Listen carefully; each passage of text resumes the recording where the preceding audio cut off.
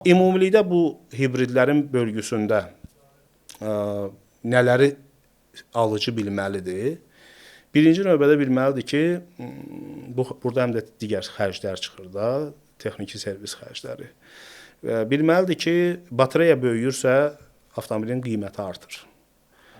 Yəni, plug-in hibridlər təbii ki, adi hibridlərdən bahadır. Amma daha sərfəlidir, çünki siz onu şəbəkədən də qoşa bilirsiniz. Plug-in hibridlərin batareya həcmi böyük olur. Təxminən belə götürək də 30-40 kWh-a qədər batareya həcmi ola bilər. Amma generator kimi işləyən hibridlərdə onların batareya həcmi nisbətən daha böyük olur.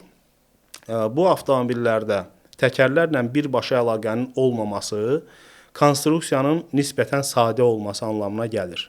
Çünki burada sürətlər qutusu yoxdur, yalnız reduktordur, bir də ki, elektrik mühərrikləridir. Konstruksiya ilk baxışdan baxanda sadədir. Amma əlavə problemlər çıxır. Həmin hibridlərdə, təkcə həmin yox, bir çox hibrid avtomobillərdə 1,5 litrlik bir daxili yanma mühərrikidir. 1,5 litrlik daxili yanma mühərriki, məsələn, çox yüksək sürətlərdə, dağlıq ərazilərdə artıq güc çatışmazlığını verə bilir.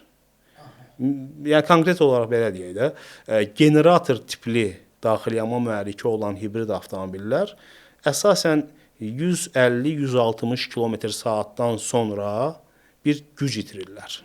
Yəni, daha yüksək sürətə çata bilmirlər.